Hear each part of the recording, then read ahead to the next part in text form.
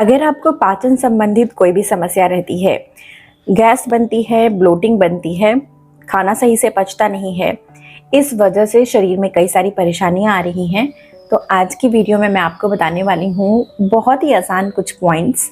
मात्र आपको इसे दबा लेना है। इसे करने में मात्र आपके 2 मिनट लगने हैं और इसकी मदद से आपकी जो पाचन शक्ति है वो बढ़ जाएगी। बहुत समय से गैस, एसिडिटी, ब्लोटिंग से परेशान रहते हैं, उसको भी दूर करने में यह मदद करेगी।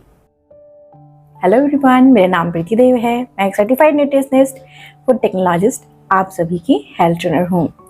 सबसे पहले जो पाचन संबंधित समस्या शुरू होती हैं वो कहाँ से होती हैं, ये जानना आवश्यक है। पाचन संबंधित समस्या, बहुत सारे लोग अपनी लाइफस्टाइल अच्छी रखते हैं, खाना अच्छी खाते हैं, फिर भी उनको ना जाने क्यों पाचन संबंधित समस्या हो जाती है। यह तब उत्पन्न होती हैं जब हमें स्ट्रेस होने लगता है, यानी कि हमारे शरीर में स्ट्रेस हार्मोन बढ़ने लग जाता है। इसकी वजह से यह पाचन को बिगाड़ता है। जैसे कि एक छोटे बच्चा या कोई भी इंसान एग्ज़ाम देने जा रहा हो, आपने देखा होगा कि वो पेपर देने जा रहा हो तो उसे पेट में कुछ अजीब सा गुरगुराहट होने लगती हैं। ऐसा लगता है कि लूज मोशन आने वाला है। इसी प्रकार से जब हमें किसी बात की स्ट्रेस हो जाती है, एंजाइटी हो जाती है, किसी बात को लेकर आप बहुत ज़्यादा फिक्र करते हैं, तो पाचन को यह बिगाड़ देती है। तो इसे कैसे ठीक किया जा सकता है? इसे ठीक करने के लिए हमें अपने जो नर्व्स हैं, जो नर्वस सिस्टम है, उसको काम डाउन करना होगा, यानी कि शांत करना होगा। इसके लिए कुछ मुद्राएं होती हैं। वहीं पर अगर आपके पेट में सही से जो गैस्ट्रिक जूस है वो नहीं बन रही है, पर्याप्त मात्रा में जूस नहीं बनने के कारण खाना को पचाने में वो नहीं सक्षम है, तो भी देखा जाता है कि जो डाइजेस्टिव इशू है वो शुरू हो जाते हैं। और भी पाचन के लिए कई सारी चीज़ें जिम्मेवार हो सकती हैं, जैसे कि भोजन जो हम कर रहे हैं वो अच्छा नहीं कर रहे हैं, यानी कि हेल्दी खाना नहीं कर रहे हैं, मैदा से बनी हुई चीज़ें हम खा रहे हैं। ये जो जितनी भी रिफाइंड चीज़ें होती हैं, रिफाइंड का मतलब क्या होता है? रिफाइंड का मतलब होता है कि एक अनाज जो अपने रूप में है उसको हम बार बार पॉलिश कर देते हैं और उसके अंदर से ऐसी चीज़ निकाल देते हैं जो हमारे लिए बिल्कुल भी फ़ायदेमंद नहीं है। सिर्फ वह हमारे स्वाद बढ़ाने के लिए वो अच्छी होती हैं और खाने को स्वादिष्ट करने के लिए, लेकिन वो हमारे पेट के अंदर जाती है ना, तो वो आंत में चिपक जाती हैं और जिससे तकलीफ देती हैं। ये कौन कौन सी ऐसी चीज़ है? रिफाइंड जो शुगर होते हैं, जिसे हम चीनी बोलते हैं, जो सफ़ेद रंग की आती है, वो भी हमारे लिए नुकसान करती है। वहीं पर रिफाइंड तेल, जितने भी रिफाइंड ऑयल आते हैं ना, वो सारे बहुत नुकसानदायक होते हैं। उनको भी आपके पेट को बिगाड़ने में वो 100% होते हैं जिम्मेवार।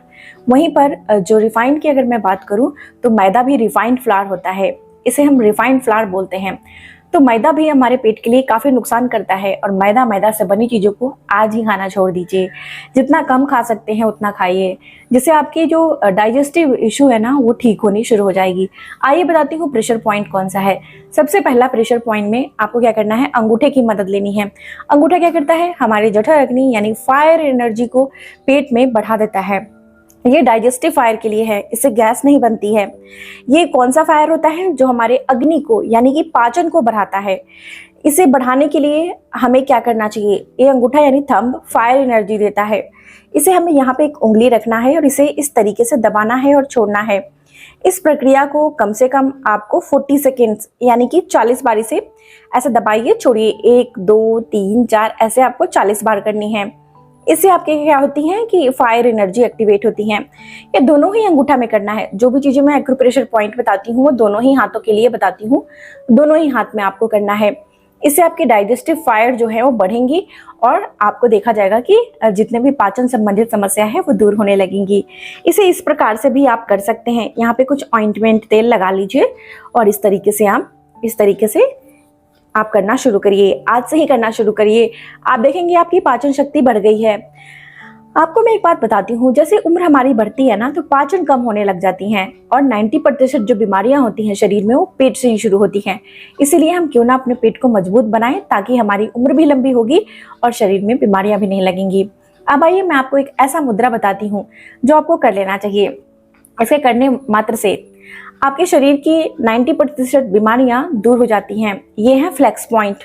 ये जो पॉइंट होती हैं, यानी कि आपके हाथ के बीच में जो ये गोलाकार है ना, सेंटर, ऐसे उंगली बंद करिए। मिडिल फिंगर जहां पर ऐसे मोड़ के बंद करिए, जहां पर रुकती हैं। तो आपकी मिडिल फिंगर कहाँ पे रुक रही है, आप ध्यान से देखिए। आपकी मिडिल फिंगर यहाँ पे रुक रही हैं, तो यहाँ से लेकर एक गोला बना लीजिए। इसी प्रकार से आपको दोनों हाथ में करनी है। एक गोलाकार यहाँ पे बना लेना है और इस जो गोलाकार वाली जगह है इसको आपको अंगूठे की मदद से कोई तेल या ऑइंटमेंट लगाइए और यहाँ पर मालिश शुरू कर दीजिए। इससे आपके शरीर में ऑक्सीजन का सप्लाई बढ़ता है और पाचन शक्ति बढ़ने लग जाती है।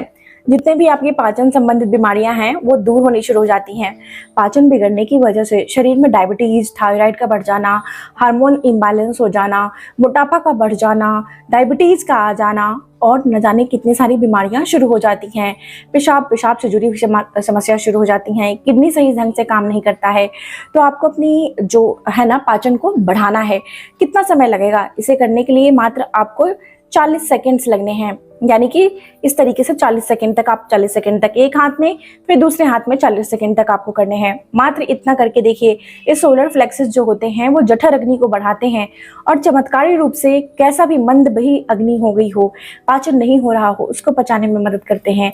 अब आइए मैं आपको बताती हूँ एक बहुत ही अच्छा मुद्रा जिसे आप शवासन में भी कर सकते हैं, बिछावन पे लेटे लेटे कर सकते हैं, जिसे हम शव आसन बोलते हैं। कोई काम नहीं भी कर रहे हो, करना शुरू कर दीजिए। अद्भुत लाभ मिलता है शरीर को। यह बहुत अच्छा साफ करता है, डिटॉक्स करता है, पेट की हर गंदगी को शरीर से बाहर निकालता है और पेट को साफ करता है। इससे शरीर की बीमारियां तो दूर होती ही हैं, साथ ही साथ आगे चलकर बीमारियां लगती भी नहीं हैं। इसे हम बोलते हैं अपान मुद्रा।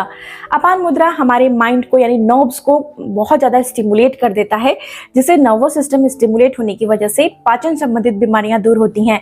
जैसे कि एग्जांपल हमने बताया कि आपको अगर किसी बात का डर लग रहा हो तो ऐसा लगेगा कि पेट खराब हो गया या पेशाब आने वाली है।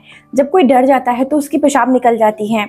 यही कारण है, क्योंकि वो हमारे नर्व से कनेक्टेड होता है। उसके लिए अपान मुद्रा आपको करना चाहिए। अपान मुद्रा करने से नर्वों से जुड़ी हुई जितनी भी समस्या है, अगर आप लंगड़ा कर चलते हैं, घुटने में दर्द हो रही है, शरीर आपके ढंग से नहीं चल रहा, कभी शरीर में करंट जैसा लग रहा है, पाचन संबंधित समस्या है, तो सभी चीज़ों के लिए अपान मुद्रा काफ़ी ज़्यादा महत्वपूर्ण है, क्योंकि ये हमारे माइंड को रिलैक्स स्टिमुलेट करता है। इसके लिए अपने दोनों ही हाथ को ऐसे निकालिए और ये जो दोनों उंगलियां होती हैं, रिंग फिंगर और साथ में ये जो आकाश तत्व के लिए होती हैं मिडिल फिंगर और अंगूठा यानी थंब, इसकी मदद से हम करने वाले हैं। इसके लिए आप डिटेल में वीडियो देख सकते हैं, मैंने बनाई है कि कौन सी फिंगर यानी कौन सी उंगलियां कौन से एलिमेंट को रिप्रेजेंट करती हैं। अब आप ये दोनों ही उंगली को इस प्रकार से मिला दीजिए अंगूठे पे। आप देख सकते हैं ये मुद्रा इस प्रकार से बनकर तैयार हो गई हैं। अब एक अच्छी बात यह है कि इस मुद्रा को कहीं भी आप बनाकर रख सकते हैं। कोई काम कर रहे हो उस वक्त भी, शव आसन में हो यानी कि लेटे हो बिछावन पर उस वक्त भी, टहल रहे हो नीचे वहां भी, कोई भी काम कर रहे हो आप, दिन में इसे कम से कम आपको 15 मिनट तक जरूर कर लेना है। पूरे दिन में इसे आधे घंटे तक करके रखना है आपको। इसे आप डिवाइड कर लीजिए 10 मिनट करके, इस तरह से 30 मिनट के लिए पूरे दिन में इस तरीके से रखें। बिछावन पे लेटे हुए हैं तो ये मुद्रा बनाकर लेट जाइए।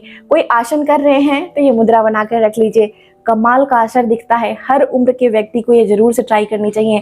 अभी पेट संबंधित बीमारियां बहुत आ गई हैं, तो इसे शेयर करिए, हर लोगों तक ये मुद्रा पहुंचे ताकि वो अपनी ये बीमारी को दूर कर सके, पाचन को बढ़ा सके और शरीर को निरोगी बना सके। आज की जानकारी यहीं तक थी। अगर अच्छी लग रही है तो लाइक करना बिल्कुल नहीं भूलिएगा। लाइक करिएगा वीडियो को, मुझे काफ़ी अच्छा लगता है, और लिखकर बताइएगा आप कहाँ से इस वीडियो को देख रहे हैं। तब तक अपना बेहद ख्याल रखिए। सबसे ज़्यादा जरूरी मुस्कुराना नहीं भूलिए। मुस्कुराते रहिए। शुक्रिया।